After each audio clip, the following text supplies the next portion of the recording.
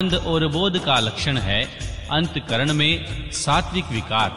जब अंतकरण द्रवित होता है तब ब्राह्य शरीर में कंप, रोमांच, स्वर विकार, नेत्र विकार और अंग विकार प्रकट होते हैं। शिष्य भी शिव पूजन आदि में गुरु का संपर्क प्राप्त करे अथवा उनके साथ वह उनके मन में प्रकट होने वाले इन लक्षणों से गुरु की परीक्षा करे। शिष्य गुरु का शिक्षणीय होता है और उसका गुरु के प्रति रवैया होता है। इसलिए सर्वथा प्रयत्न करके शिष्य ऐसा आचरण करे जो गुरु के गौरव के अनुरूप हो।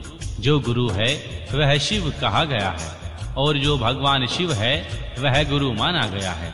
विद्या के आकार में भगवान शिव ही गुरु बनकर विराजमान है।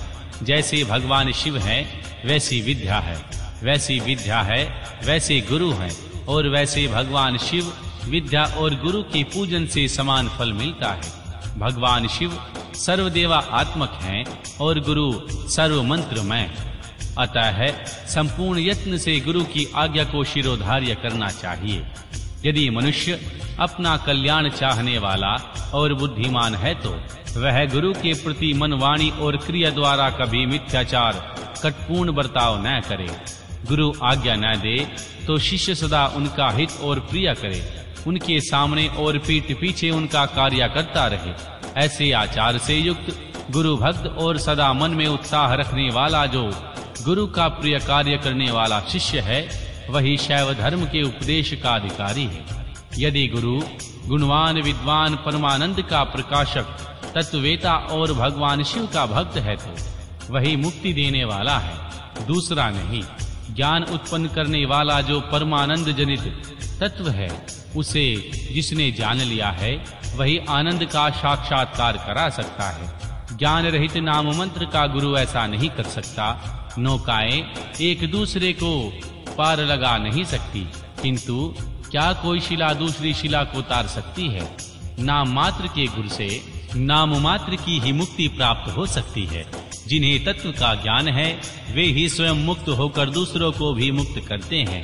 तत्वहीन को कैसे बोध होगा और कैसे बोध के बिना कैसे आत्मा का अनुभव होगा? जो आत्मा अनुभव से शून्य है वह पशु कहलाता है। पशु की प्रेरणा से कोई पशु तत्व को नहीं लांघ सकता। अतः है तत्वज्ञ पुरुष ही मुक्त और मोचक को कहा गया है। आज्ञा नहीं, समस्त शुभ लक्षणों से युक्त संपूर्ण शास्त्रों का ज्ञाता, सब प्रकार के उपाय का विधान का जानकार होने पर भी तत्व ज्ञान से हीन है, उसका जीवन निष्फल है। जिस पुरुष को अनुभव पर्यंत बुद्धि तत्व के अनुसंधान में प्रावृत होती है उसके दर्शन, स्पर्श आदि से परमानंद की प्राप्ति होती है। अतः जिनके संपर्क से उत्कृष्ट बोध स्वरूप आनंद की प्राप्ति हो, बुद्धिमान पुरुष उसी को अपना गुरु चुने, दूसरे को नहीं। योग्य गुरु का जब तक अच्छी तरह ज्ञान ना हो तब तक विनाचार चतुर मुमुक्षु शिष्य को उसकी निरंतर सेवा करनी चाहिए। उनका अच्छी तरह ज्ञान सम्यक परिचय हो जाने पर उनमें सुस्थिर भक्ति करे। जब तक तत्व का बोध प्राप्त ना हो जाए तब तक निरंतर गुरु सेवन में लगा रहे। तत्व को न तो कभी छोड़े और न कभी किसी तरह उनकी उपेक्षा ही करे। जिसके पास 1 वर्ष तक रहने पर भी शिष्य को थोड़े से भी आनंद और प्रबोध की उपलब्धि न हो वह शिष्य उसे छोड़कर दूसरे गुरु का आश्रय ले।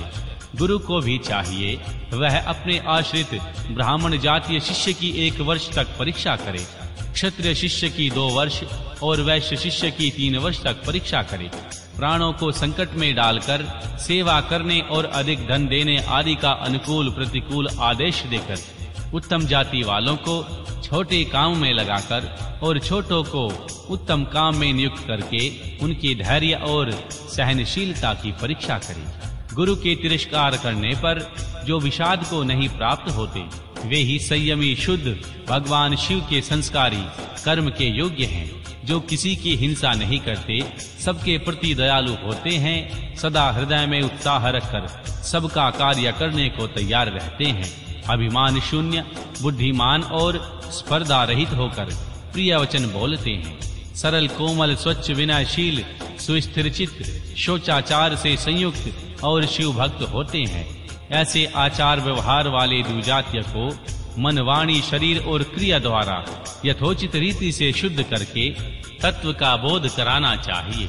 वह शास्त्रों का निर्णय है। शिव संस्कार कर्म में नारी का स्वतः अधिकार नहीं है। यदि वह शिव भक्त हो तो पति की आज्ञा से ही उक्त संस्कार की अधिकारिणी होती है।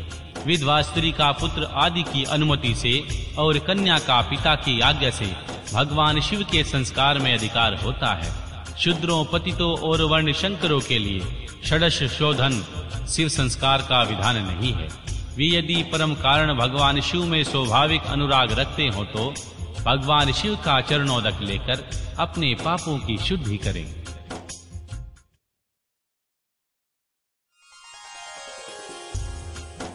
अध्याय 15 समय संस्कार या समयाचार की दीक्षा की विधि। श्री उपमन्यु कहते हैं, हे यदुनंदन, नाना प्रकार के दोषों से रहित शुद्ध स्थान और पवित्र दिन में गुरु पहले शिष्य का समय नामक संस्कार करे। गंध, वर्ण और रस आदि से विधि पूर्वक भूमि की परीक्षा करके वास्तु शास्त्र में बताई हुई पद्धति से वहां मंडप का निर्माण करे।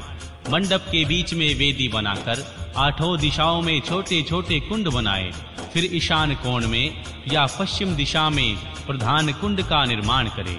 एक ही प्रधान कुंड बनाकर चंदोवा ध्वज तथा अनेक प्रकार की बहुसंख्यक मालाओं से उसको सजाए।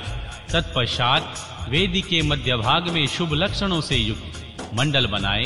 लाल रंग के स्वर्ण आदि के चूर्ण से वह मंडल बनाना चाहिए। मंडल ऐसा हो कि उसमें ईश्वर का आवाहन किया जा सके। निर्धन मनुष्य सिंदूर तथा अगहनी या तिन्नी के चावल से चूर्ण से मंडल बनाए।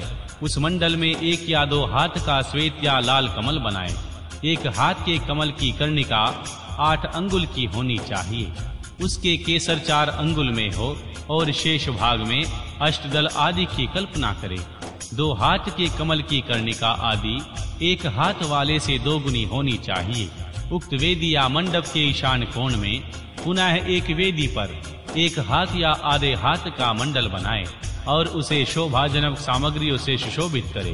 तत्पश्चात धान, चावल, सरसों, तिल, फूल और कुशा से उस मंडल को आच्छादित करके उसके ऊपर शुभ लक्षणों से युक्त भगवान शिव कलश की स्थापना करे। वह कलश सोना, चांदी, तांबा अथवा मिट्टी का होना चाहिए। उस पर गंध, पुष्प, अक्षत, कुश और दुर्वाकुर रखे जाएं। उसके कंठ में सफेद सूत लपेटा जाए। उसमें 2 नूतन वस्त्रों से आच्छादित किया जाए। उसे शुद्ध जल भर दिया जाए। कलश में 1 मुट्ठा कुश अग्रभाग ऊपर की ओर करके डाला जाए। सुवर्ण आदि द्रव्य छोड़ दिया जाए। उस कलश को ऊपर से ढक दिया जाए। उस आसन रूप कमल के उत्तर दल में सूत्र आदि के बिना झाड़ी या गड़वा, वर्धनी, विशिष्ट जल पात्र, शंख, चक्र और कमल दल आदि सब सामग्री संग्रह करके रखें। उक्त आसन मंडल के अग्रभाग में चंदन मिश्रित जल से भरी हुई वर्धनी अस्त्र राज के लिए रखें। फिर मंडल के पूर्वाभाग में पूर्ववत मंत्र युक्त कलश की स्थापना करके भगवान शिव की विधि पूर्वक पूजा आरंभ करें। समुद्र या नदी के तट के किनारे, गौशाला, पर्वत के शिखर पर, देवालय में अथवा घर में या किसी भी मनोहर स्थान में मंडप आदि रचना के बिना पूर्वोक्त सब कार्य न करें। फिर पूर्ववत मंडल और अग्नि की वेदी बनाकर गुरु प्रसन्न मुख से पूजा भवन में प्रवेश करे। वहां सब प्रकार के मंगल कृत्य का संपादन करके नित्य कर्म के अनुष्ठान पूर्वक मंडल के मध्य भाग में भगवान महेश्वर की पूजा करने के अनंतर पुनः शिव कलश पर भगवान शिव का आवाहन पूजन करे। पश्चिमाभिमुख यक्ष रक्षक ईश्वर का ध्यान करके अस्त्र राज की वर्धनी में दक्षिण की ओर ईश्वर के अस्त्र की पूजा करे। फिर मंत्र युक्त कलश में मंत्र तथा मुद्रा आदि का न्यास करके मंत्र विशारद गुरु मंत्र याग करे। इसके बाद देशी कोशिका शिरोमणि गुरु प्रधान कुंडल में शिवा अग्नि की स्थापना करके उसमें होम करे। साथ ही दूसरे ब्राह्मण भी चारों ओर से उनमें आहुति डालें। आचार्य से आधे या चौथाई होम का उनके लिए विधान है। आचार्य शिरोमणि को प्रधान कुंड में ही हवन करना चाहिए। दूसरे लोगों को स्व आध्याय, स्तोत्र एवं मंगल पाठ करना चाहिए। अन्य शिव भक्त भी वहां विधिवत जाप करे। नृत्य, गीत, वाद एवं अन्य मंगल कृत्य भी होने चाहिए। सदस्यों का विधिवत पूजन, पुण्याहवाचन तथा पुनः भगवान शंकर का पूजन संपन्न कर